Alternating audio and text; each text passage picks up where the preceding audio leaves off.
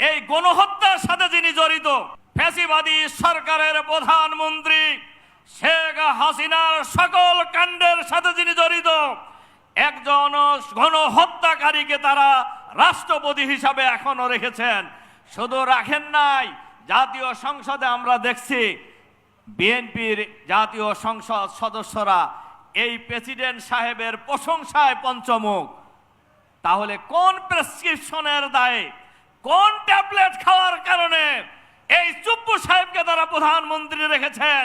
জুলাই যোদ্ধারা জানতে চায়, দেশবাসী জানতে চায়। সংগ্রামী ভাই এবং বন্ধুগণ, গণভোটের রায় ওনারা মানেন না। মানবাধিকার কমিশন যে অধ্যাদেশ জারি হয়েছেন এটা মানেন না।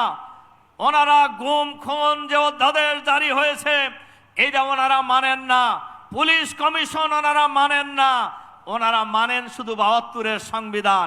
ওনারা ফিরে যেতে চায় ফ্যাসিবাদী হাসিনা যা করেছেন সেই জায়গায়। আমরা পরিষ্কারভাবে বলতে চাই, আমরা বিশেষ কমিটিতে রোড অফ ডিসেন্ট দিয়েছিলাম। এই সকল গণবিরোধী যে সকল অধ্যাদেশ জনগণের জন্য প্রয়োজন, এই মানবাধিকার কমিশন, গুম খুন কমিশন, পুলিশ কমিশন, গণভোট এবং সুপ্রিম কোর্টের আলাদা সচিবালয় প্রতিষ্ঠা সহ যে মৌলিক সংস্কার হয়েছে গণভোটের মাধ্যমে, এগুলির ব্যাপারে আমরা সরকারি দলের বাড়াবাড়ির পরও আমরা নোট অফ ডিসেন্ট দিয়েছিলাম। কার্য উপদেষ্টা কমিটিতে যেখানে প্রধানমন্ত্রী আছেন, বিরোধী দলীয় নেতা আছেন, ওনারা আলাপ আলোচনা করে বিশেষ কমিটির মিটিংও হয়েছে, আলোচনা হয়েছিল। সব অধ্যাদেশ পার্লামেন্টে আসবে, আলোচনা হবে। কার্য উপদেষ্টা কমিটিতেও আলোচনা হয়েছিল, সব অধ্যাদেশ পার্লামেন্টে আসবে। কিন্তু ওনারা এই অধ্যাদেশগুলি পার্লামেন্টে আনেননি।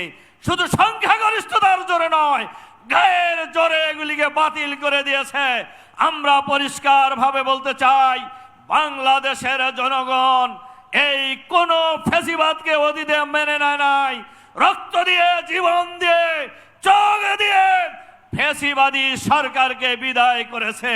যাদের মধ্যেই ফ্যাসিবাদের কুশাসন লুকায়িত আছে, মনের মধ্যে ষড়যন্ত্র লুকায়িত আছে, আমরা তাদেরকে পরিষ্কারভাবে বলতে চাই, ফ্যাসিবাদী সরকারের একটা জায়গা ছিল। আপনারা কোথায় যাবেন? আপনারা কোথায় যাবেন? অপেক্ষা করুন। আজকে শহীদ পরিবারের সদস্যবৃন্দ, আহতরা, জাহত যোদ্ধারা আজকে সরোয়ার্দী উদ্যানে ঐক্যবদ্ধ হয়েছে।